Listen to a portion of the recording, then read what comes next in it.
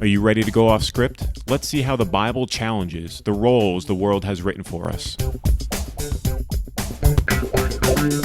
A little while ago, I was scrolling through my Facebook feed, and I came across Charles Matthews' Washington Post article entitled, "White Christianity is in Big Trouble, and it's its own biggest threat."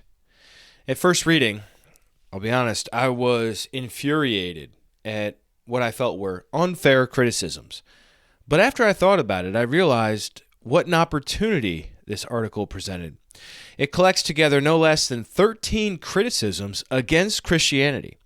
In this episode, we respond to the first 7 of the 13 criticisms in this article, including, number 1, our society's war on Christmas that allegedly bothers Christians. Number 2, a Christian baker refused to sell a cake for a gay wedding. Number 3, 80% of white evangelicals in Alabama voted for a pedophile. Number 4, we're ignorant of history.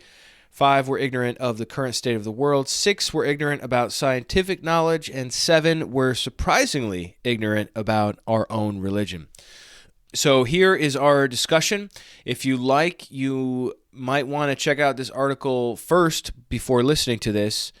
You can click on the link in the show notes or just search for "White Christianity is in Big Trouble," and you'll find Charles Matthews' article that way. Here now is Off Script episode 40, Roy Moore, Gay Wedding Cakes and White Evangelicals.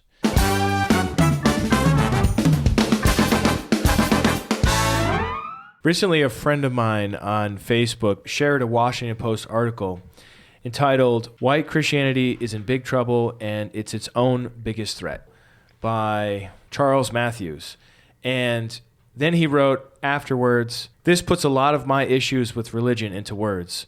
So I clicked on it and I was reading through this article, this Washington Post article, and the various issues that the author raised.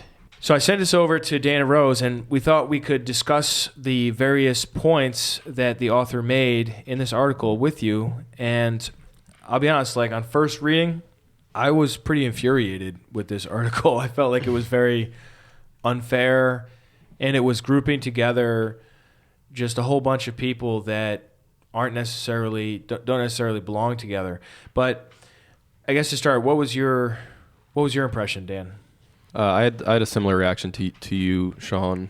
I read through it a few times and I took notes on it every pass through. And what struck me at first was one of the examples he holds up as white Christianity in America is in trouble is that, according to an exit poll, 80% of evangelical Christians in Alabama voted for Roy Moore, candidate for governor in Alabama. And he's been accused by several people of picking up teenage girls when he was in his 30s. To the degree that he was actually banned from a mall where he would pick these girls up, allegedly.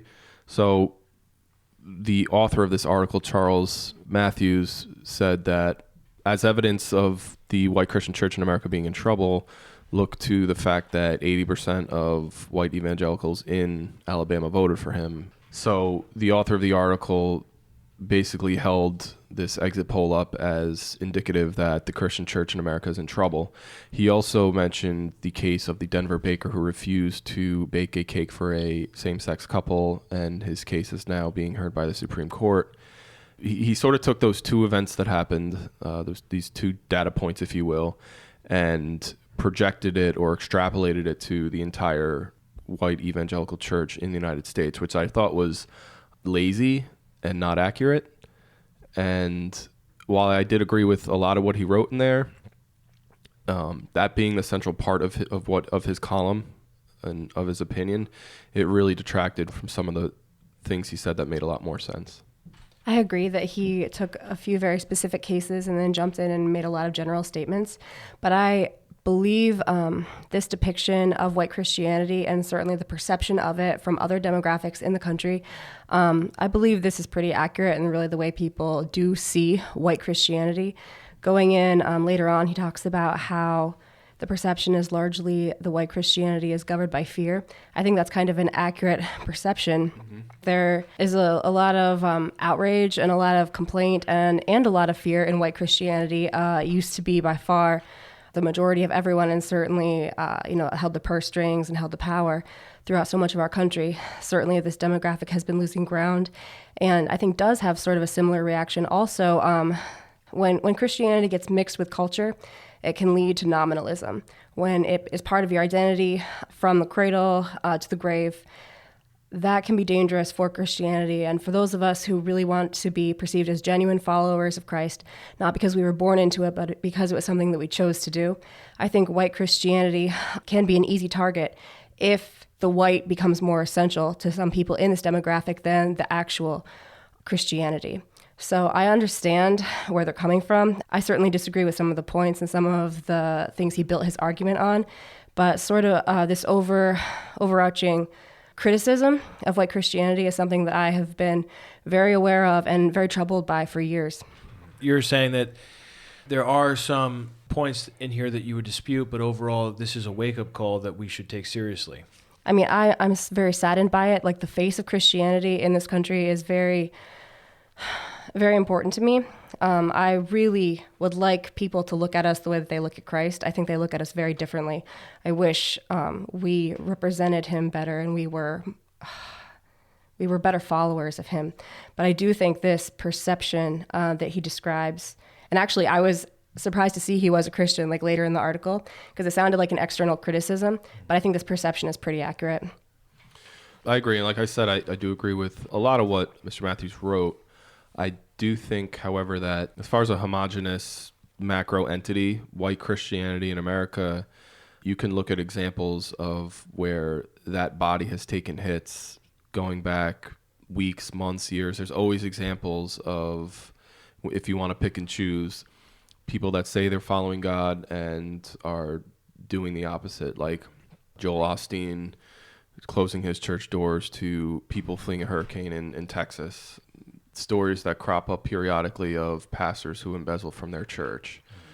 I don't think you could take these singular data points and extrapolate them to the big picture and say, wow, the church is in trouble, because you're going to find hypocrisy in every religion, no matter what it is, in any country. And there was hypocrisy in the first century church. A lot of the New Testament talks about hypocrisy in the church and how to deal with it and what Paul did, how Paul addressed it. It's been a constant condition since even before Christ died. I have to be honest, the first read through this article for me was infuriating. I was just personally felt very attacked and very much slandered in a way that I didn't feel like it was true to my experience, but I'm being lumped in with people voting in Alabama, which I don't know anything about, and a baker. So, and then a lot of these other things, or even just the term white evangelicals. Like, first of all, I don't even know how I feel about the term evangelical. I mean, if you mean by that somebody who has had a born-again experience, or someone who recognizes the centrality of the cross, or someone that recognizes the authority of Scripture, then yeah, the shoe fits. But most evangelicals would reject me out of hand for a whole list of other reasons. So I already feel ambivalent towards that term. But then to label it white, I mean, we just had a church service this morning, and we have black people, we have white people. It's just like, I suppose across the country, that's maybe my experience is not the same as everyone else, and there are more black churches and white churches rather than integrated churches. I don't know, but I'm just saying, like, for me, I mean, I kissed a black woman this morning. Hello, and like if somebody came in and said this is a white evangelical church, I'd be like, what are you talking about? This is a church. This is centered on Christ. It's centered on the Scriptures. The Bible-believing church, comfortable with that. But, like, what is this white thing? So I don't know. Like, for me, my own personal experience, I felt like this article treated me unfairly, and it was painting with too broad of a brush. However, like Rose said, I recognize that the criticisms that Matthews makes, and I enumerated 13 of them, are widely held to be significant. maybe among outsiders more than insiders. Anyhow, that's my little rant. I was hoping we could go through these, and maybe this will take a couple episodes. Maybe we'll finish all in one. But just kind of go through these criticisms. And the first one up to bat was his intro talked about how white Christians are mad that our society is becoming secular. And he gives 3 examples. He talks about how people say happy holidays instead of Merry Christmas, how there's always anger. Allegedly. I've never met anyone that's angry about this, by the way. I'd like to speak to that point. Yeah. There's always anger, he says, about, quote, Starbucks' covert war on Christmas. Then he mentions that Trump said that he wants stores to say, Merry Christmas, everybody. So then he says, quote, once again, we are awakened to the terrible assaults on the Christian heritage of our nation. And that's a totally sarcastic statement there. Just as one point is worth exploring, I feel like, because in one sense, Christianity should be separate from the world. Okay, you have in John chapter 15 where Jesus says, if the world hates you, you know that it has hated me before it hated you. If you were of the world would love you as its own, but because you are not of the world, but I chose you out of the world, therefore the world hates you. Remember the word that I said to you, a servant is not greater than his master. If they persecuted me, they will also persecute you. If they kept my word, they will also keep yours. So what we see here is that Jesus recognizes the world's going to hate us, his followers, and that they hated him too. I mean, Jesus had a really tough life. He faced persecution from the world, from government authorities, and from his own people. He faced persecution from everyone. Mm-hmm. Even his own family at one point were just like, what are you doing? I think in that context, though, Jesus meant the world's going to hate you for the right reasons. Right. Right. What we're talking about here is them hating Christians for the wrong reasons, the hypocrisy that they see. But I agree with your point, Sean, that you mentioned earlier about nobody that you've known or talked to or met really cared about the whole Starbucks dust up, and a couple years ago or last year. What I'd like to say about that, coming from a journalism background, is that oftentimes what happens is you'll have a person or a group of people, small group of people who are upset about something, and they make a stand, or they make a statement or a Facebook statement, and then a producer on a TV show or a news program sees that and decides to make a story out of it. And when they blow it up to that level, they go and talk to the people that have the issues with the Starbucks cup. It becomes bigger than it actually is. Mm-hmm. So it started with one person, or it started with 5 or 6 people, or say a whole church that criticized Starbucks for, removing religious iconography from their cups, or whatever the thing was. That's on the main a very small percentage of Christians nationwide. But because it's such a ridiculous thing to be upset about or to draw attention to, it gets picked up by more and more news networks. More people share it on social media. Right. And then the perception becomes from the outside world that, Christians in America are annoyed at Starbucks for this really silly reason. Mm-hmm. And the perception is that every Christian feels this way. Right. And to your point, Sean, I didn't care. I didn't even fully understand what people were upset about. Nobody that I talked to about it cared, or Christians cared, or it wasn't a thing.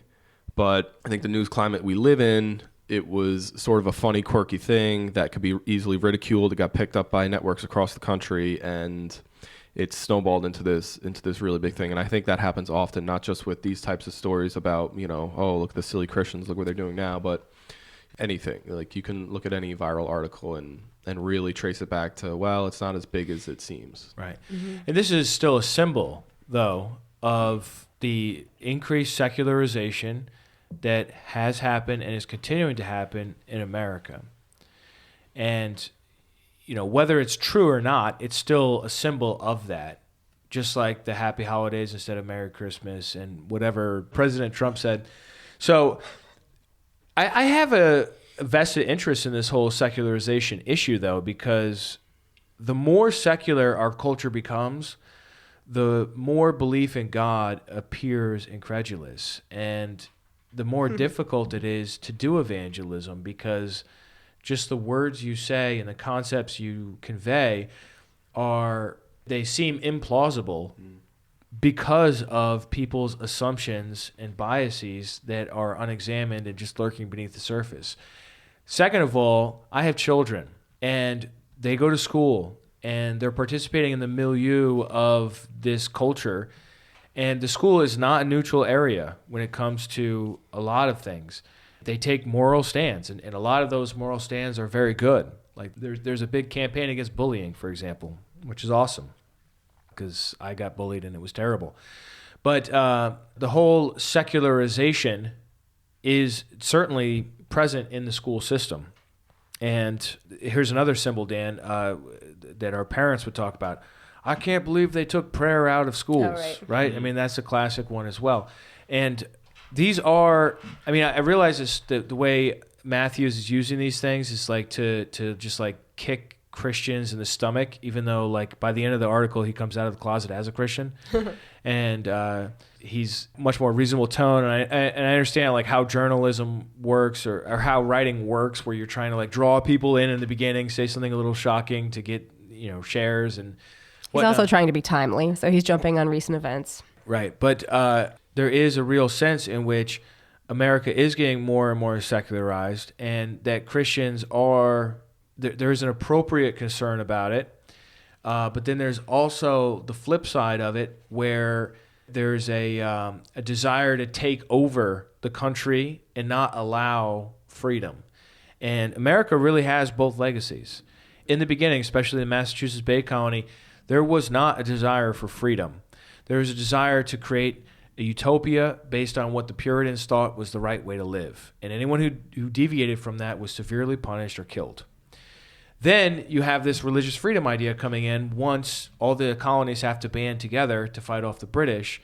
Now you've got Maryland, which is a Catholic colony. You've got Pennsylvania, which has got Quakers and all kinds of stuff. Then you have the Puritans, and they all want to work together. Well, how are you going to do that? You need some sort of freedom of religion so that you can form a government, or at least something provisional to coalesce around in order to fight. And so America really does have both strands in its DNA. It has the intolerant, this is the way everyone should think, and we're going to make it hard on everyone that thinks otherwise. And then it also has the pluralism. And I'll tell you what, as a Christian, I much prefer the pluralism because it allows people the space to make their own decisions for Christ or against Christ. And that's the way Jesus was. He did not force people to follow him. He invited people. He told people the consequences if they wouldn't follow him, but he was not like Muhammad who tried to establish a government. Jesus said to the church in Laodicea, I would rather you be hot or cold than lukewarm. I think the pluralistic society allows you to really identify as hot or cold without, having a government that is, married in a sense to a religious institution where everyone ends up some flavor of lukewarm. So I appreciate the authenticity that we can express in terms of our belief. And then also for evangelism, to your point earlier, I understand it is difficult with this changing perception of Christianity, but in my experience, reaching out to people, it's easier to talk to someone who has the courage to identify as an agnostic or as an atheist. A lot of people, at least here in this part of New York, will sort of run to sort of their families, evangelical or Catholic heritage, and sort of claim nominal Christianity as sort of a protection, from the onslaught of my gospel to them. And I have found that is the most difficult thing to address. I really appreciate when someone is able to come out as not Christian and to have a discussion from there. So I really appreciate the pluralistic society as well. I think generally speaking, throughout history, people do not respond well to coercion. So I would much rather live in a pluralist society, because making somebody's choice for them, through threats or coercion, that's not a heart change. And I don't think God is interested in anything but your heart. The opposite is to live in a country where the government enforces one particular brand of thought, whether it's atheism, which we've had plenty of countries adopt rigorous, thoroughgoing atheism as the worldview. We've had plenty of countries adopt Catholicism, Protestantism, and the problem in these cases, once again, to bring in the kids, is that, well, as children come of age, they really don't have a choice. They have to go to church, or they're not allowed to go to church, in either of these kind of totalitarian mindsets. And the result of hypocrisy is just way more prevalent than if somebody had the freedom to choose their own religious destiny. So for that reason, I think the pluralism is a lot better. But the problem is, at least in America, nobody's happy to extend freedom to each other. Everyone's bullying everyone. Mm-hmm. And like, just going on to criticism number 2 here with the baker. I mean, this guy, it's not like he went on a rampage. You know, he's just like, I'm sorry, I can't make that cake. You know, I'm sure he probably had tons of orders for cakes going on. He's just like, I just feel uncomfortable for my religious reasons and there's no freedom extended to this guy. I mean, he's in court. I mean, his business is probably done. I mean, I haven't looked at the particulars of it, but this guy has become the flashpoint for the center of why Christianity is evil, because they don't bake cakes for gay people, you know, and it's just like, I'm sure he never wanted any of that. That's the central sort of hypocrisy of liberalism, is that they'll say that, you know, we extend freedom to everybody, it's all tolerance, but they're not tolerant of people that would think differently than them. Yeah. And to your point, Sean, it reminded me of the woman who did not grant a marriage license to a gay couple a few years ago, and she was absolutely bullied, and I think she lost her job, but she became basically hated nationally by pretty much everybody.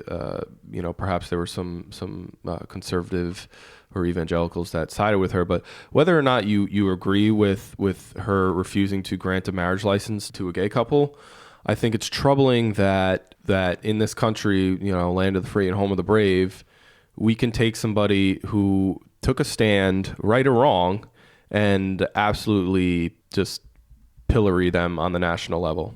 For a tolerant and freedom-loving country, when you're on the wrong side of that tolerance in today's world, magnified by the internet, you can absolutely find yourself to be a gigantic target.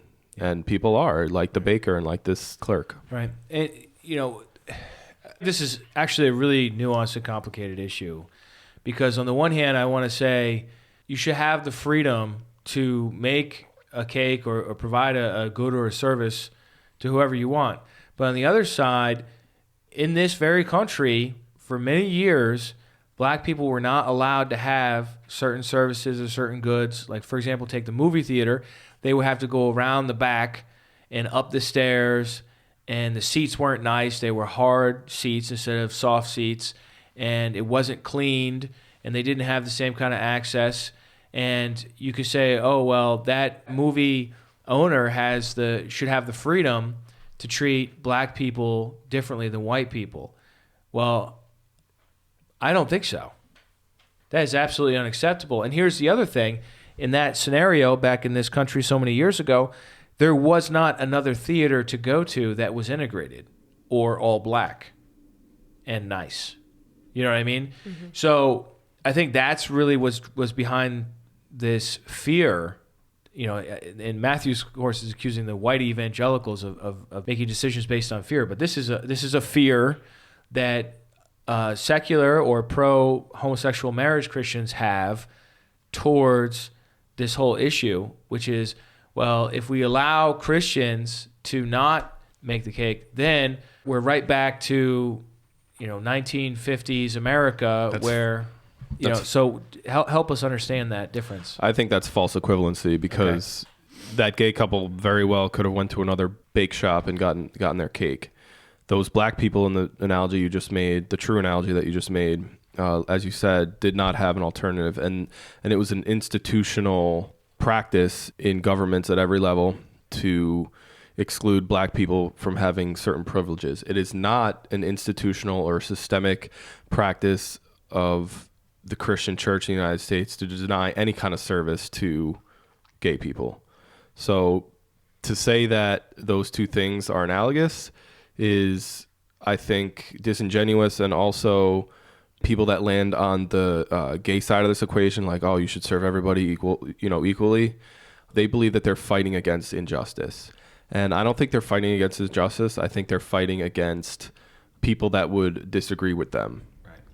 Right. In other words, you're saying they're forcing their beliefs on other people. Yes. Which is exactly what they stand against. And I guarantee they could have found even another Christian baker in Denver to bake their cake for them. But they happened upon this guy. This guy took the stand, right or wrong, and they said, well, he's going to be our target. And now he's, in court, and there's this whole huge, and as you said, I'm sure his business is tanked now. But yes, I would say that's a disingenuous argument to say, well, if we allow this guy to deny service to gay people, then we're right back in Jim Crow America. Matthew's strokes are also too broad here, I think, in his treatment of this. Later on, he says, when we've reached a place where good Christian folk think it's a matter of major theological principle not to sell pastries to gay people, but are willing to give pedophiles a pass, I think it's safe to say that American Christianity today is in a pretty sorry state. He boils it down to a theological principle not to sell pastries to gay people. This was not actually discrimination, as far as I know, based on their orientation. This was the event of their actual marriage. So it was, and I don't think they would have discriminated against them on the basis of being gay. It was, I can't do your wedding cake, because it was the wedding itself. So I don't even think it's a case of discriminating against someone based on their orientation. My assumption would have been that they wouldn't have, but they said, I'm sorry, I can't do that event. Right. So you're saying that if they were a farmer working at a farm stand selling broccoli, and a gay couple came up, they would sell them the broccoli. Right. But since it's a cake, and the cake's associated with an event that they disagree with, that they felt like they were compromising themselves. They'd be forced to compromise their own beliefs. Presumably, they would have done a birthday cake. They would have done a New Year's cake, 4th of July, anything else. Yeah, that's an even better Yeah, presumably, point. yeah, but not the wedding cake. Right. Yeah. And I understand that. And if that is what your convictions are, not out of any sort of bias or discrimination against that person, but because of the event, I understand that point of view. I also take issue with that excerpt that you mentioned, Rose, because he holds up this one singular case of the baker, and then he goes on to say, when we reach a place where good Christian folk think it's a matter of major theological principle not to sell pastries to gay people, who are these good Christian folk that he's talking about? He's talking about one person. Mm-hmm.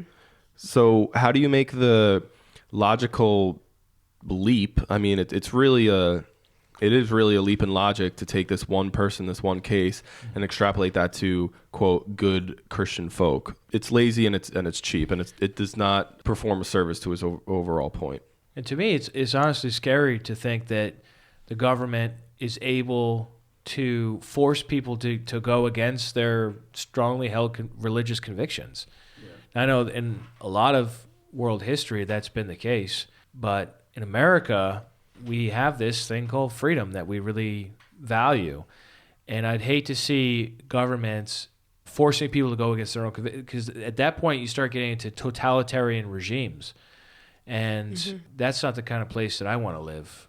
You know what I mean? I want to be able to, so long as it doesn't infringe on other people's freedoms, you know what I mean? Like, I want to be able to have self-determination and be able to make my own decisions. Okay, now let's move on to this business in Alabama. I know we've touched on it a little bit. What I heard on the news, I haven't spent a lot of time researching. Is it Roy Moore? Roy Moore.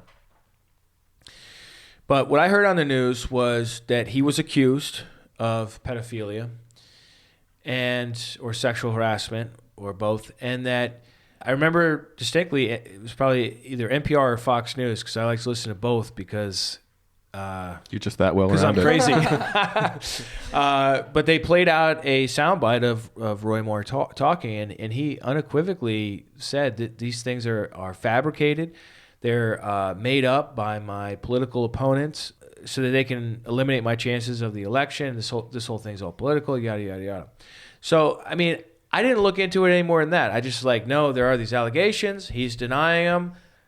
I didn't really research it. Of course, I'm not living in Alabama, and I'm not voting for this guy, so maybe they would research it a little bit more. But I'm just saying, could it be that a lot of people who voted for Roy Moore were voting because they believed his shtick that these were politically motivated allegations of the evil Democrats?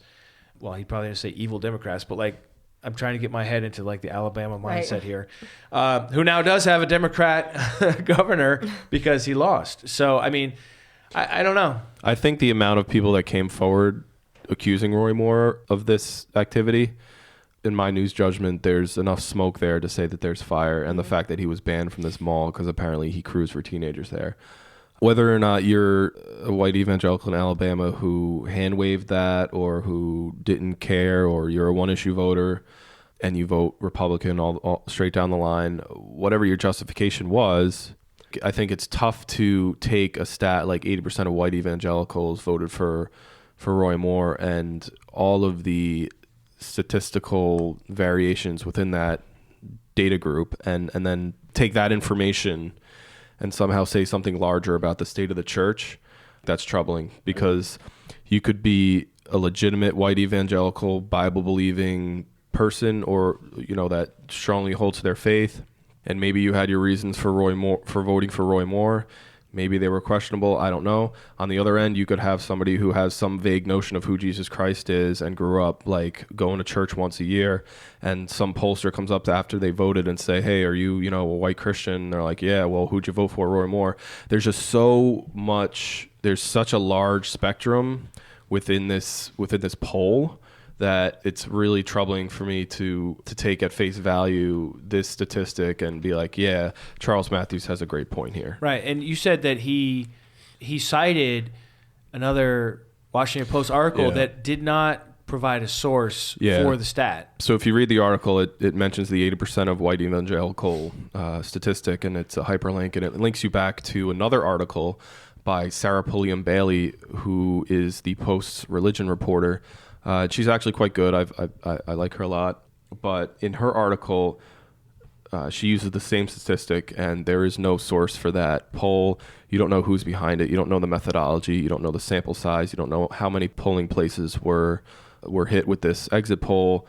And I don't expect a post-election news analysis article to have that kind of detailed information about the polls that they cite, but I do expect them to attach a name to it or to hyperlink to the poll itself or something like that. And that's not the case with the Washington Post article. Now, Bailey's article further down does mention polls that were conducted by, I believe, Monmouth University in New Jersey, but nowhere does it say the exit poll we mentioned at the top of the article was conducted by Monmouth University.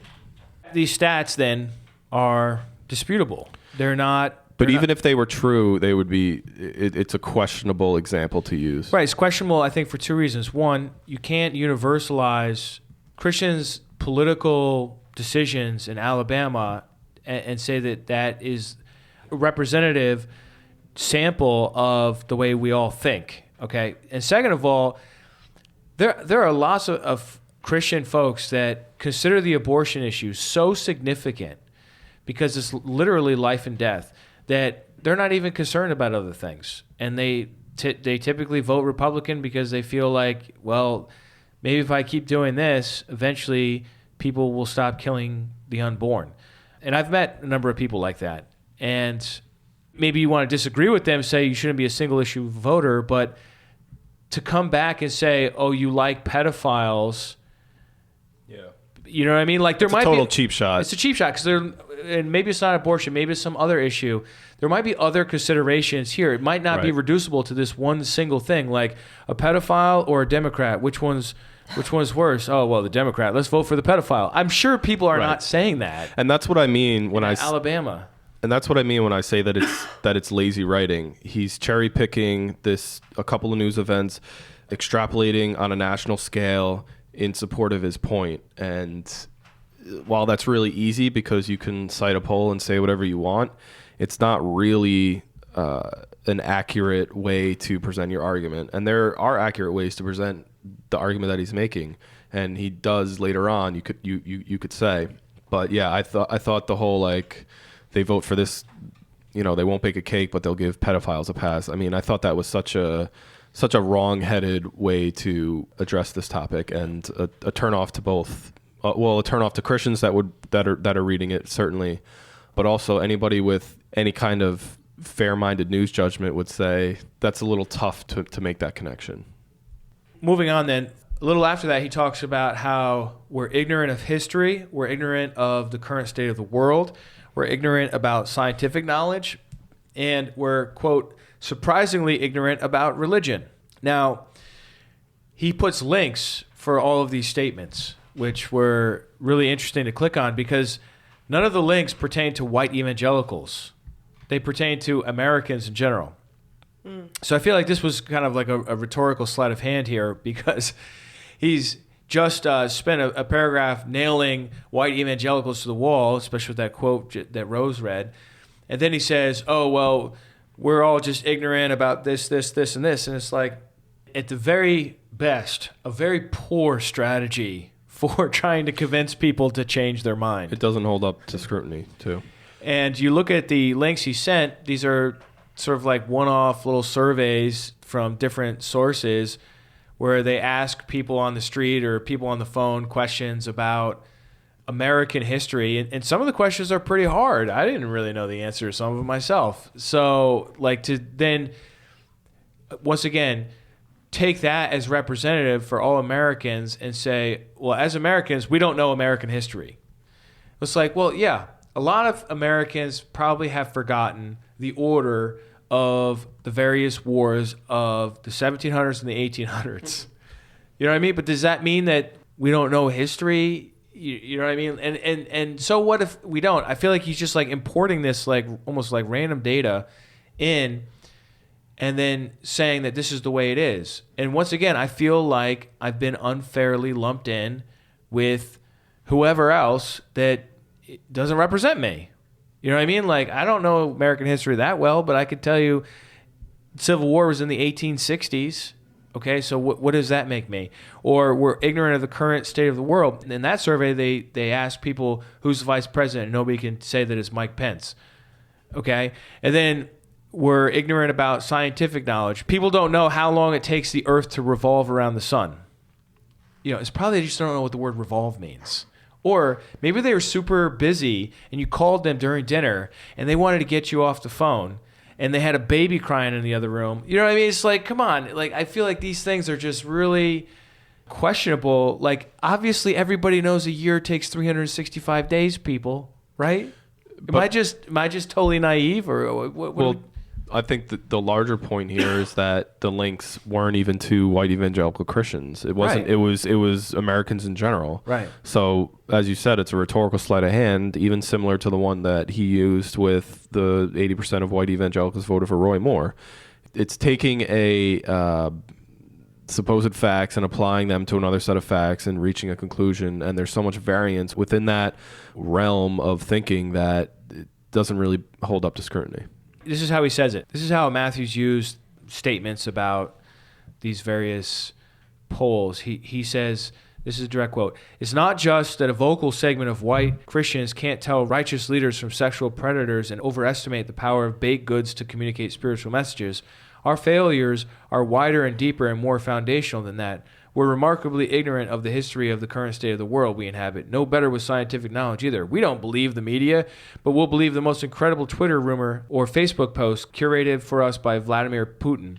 We are surprisingly ignorant about religion, and not only other people's, but even our own." So like that paragraph right there, I think you could look at it two different ways, saying, you know, he's moved from white evangelicals to Americans in general, but that wasn't clear to me the first time through. It's deceptive. I think he did. I don't think he just linked to those things that didn't match up, Americans versus white evangelicals. I think it was convenient to link to these articles about how stupid Americans are, but also not stupid, about how ignorant about everyday things Americans are, and sort of link that to white evangelicals. Yeah. Yeah, and most people are not going to do the work that you did, click on the links and look at the actual demographics that are being represented here. Most people will just read it, be like, yep, and keep You going. know what makes me so angry about this article? It's now glib. that I think about it. What's that? It's glib. It's glib. This is actually a stick, this article, with which to beat other Bible-believing Christians. It's a bullying thing. Now, I'm not saying that Matthews wrote it for this purpose. I'm saying in our social media age, that's how this is going to be used. Mm-hmm. This is going to be used for people to rally themselves against pious people that are trying to take God seriously and their faith seriously. And what they're going to do is use this article as a stick to beat on them. And that's not helpful. Especially coming from a Christian. Yeah. Right. And I know like by the end, he kind of levels the plane. But people don't read to the end. They read the first couple of paragraphs and they hit share and be like, take that, Aunt Aunt Myrtle, and like, I told your grandma was crazy, or like Uncle Phil is a moron, or whatever. And it's like, that's how this is going to be used in public space. And the people who need to read this are not going to read it because of the tone and because of the cherry picking and because of the broad brush business. And then everyone who should be reading an article from an opposite point of view, they're not going to read that either. So I don't know, I guess it's just like adding another fuel on the fire of our age's polarization and intolerance. And that's, to me, like, this is upsetting. And to take it out of the hypothetical and into the real, Sean, what you just said happened. The whole reason we're discussing this is because somebody posted this article on Facebook and said, see, this articulates a lot of the issues that I have with religion. Right. And that is something that we'll be discussing next week in our podcast in part 2. Right. And I realize that a lot of what I've been saying here has been critical, and I'm not trying to like be nitpicky of Matthews. I'm sure he's a great writer, and he had deadlines and everything else. I'm not trying to be unreasonable, but at the same time, there's a lot of unfair treatment, and that Rose's earlier point is also true, that the church has a heck of a lot of sins that we need to face up for. Mm-hmm. You know what I mean? So I'm not trying to say that there's no problems in Christianity, we're all perfect, it's just the darn news media. I'm not going down that road. I'm just saying, all right, let's be fair. Let's talk fairly about things in respectful ways and see what happens. So, let's not take something that happened in a governor's race in a very conservative state and apply it to Christianity as a whole in the United States of America. I've said this before. It's just lazy and does not serve anybody. Mm-hmm. Yeah, there is diversity among the church, even among white Christianity, that he does not recognize here in this article. I think, and yes, I definitely think Christianity and also white Christianity has a PR problem. And when there's articles written like this, it definitely feels like a slap in the face, because we do work so hard to follow Christ, and this is the kind of PR that we end up reading.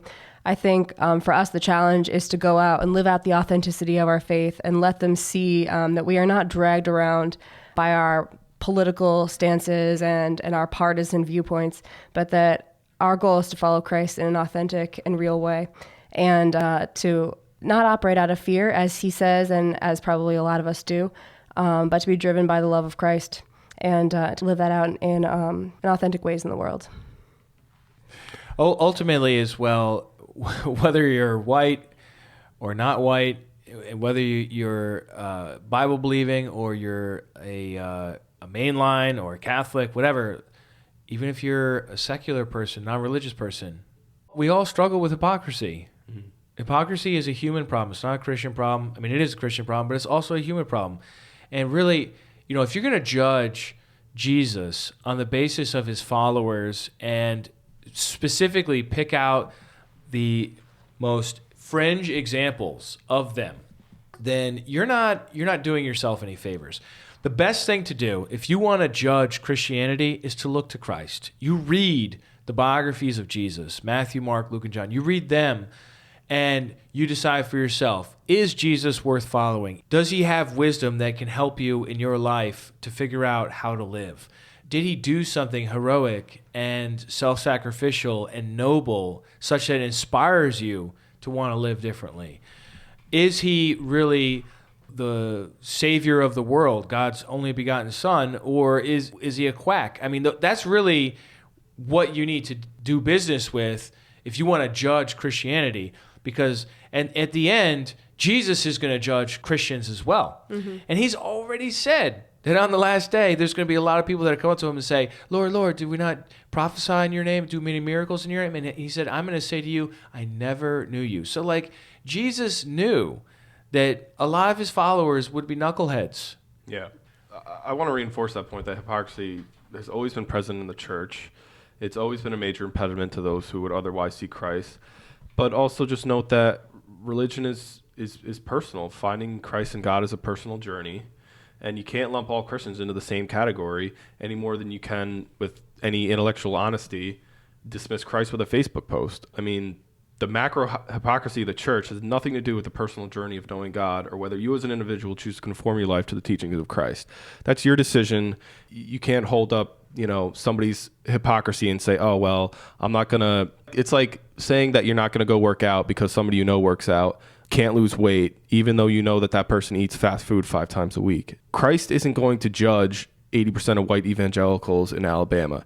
He's going to, it says in the Bible that God knows the hearts of men, and he's going to judge your heart, and you're going to stand alone before him, and you're going to have to answer to yourself. You're not going to be able to hold up this article or this stat and say, well, God, 80% of white evangelicals voted in favor of a pedophile, so I didn't want to be part of that, so that's why I didn't, explore Christianity. I mean, to me, that's a cop-out. Thank you so much, guys. So today we responded to the article and some of the flaws in the way it was written and how it sort of smeared white Christianity as a monolith. Next time, we're going to look honestly at some of the criticisms and see how we as a church can respond to some of the criticisms here and possibly be improved for the better. Thanks so much for listening, guys. We'll see you next week. Well, I hope you enjoyed that discussion. Next week, we'll look at part 2 and discuss a number of other critical issues that our culture brings up against Bible-believing Christians. And hopefully this can help you think through your own faith. We're certainly not saying that we don't have problems or pitfalls or embarrassing brothers and sisters that do silly things or hurtful things. What we're saying is we want to take these criticisms seriously and compare them against reality and against the Bible and see how everything lines up. So stay tuned for next time. Thanks so much for tuning in. And don't forget, stop by restitutio.org if you want to leave a comment about this episode. We'd love to hear your feedback and interact with it. Also, please share this episode on social media. I don't know if you're aware of this, but Facebook recently denigrated all pages so that they don't show up in your feed unless you specifically change your settings so that they show up as a priority on your feed. So if you're wondering what happened to Restitutio posts on your Facebook feed, that's what happened. Zuckerberg changed the algorithm. So if you want to see them, please make the change in your settings. And if you want to get the word out about this episode or other episodes, please, on your personal feed, it makes all the difference in the world if you could share this. Thanks so much, and we'll see you next week as we seek to get off the world script and live out authentic Christianity. One last thing, I just wanted to play out an alternative beginning to this episode for your enjoyment. This could be our new intro. Hello, everyone, and welcome to Off Script. Gross. You're wearing the sparkles and you didn't even join in. So surprised by that entrance. I was too. I just rolled with it.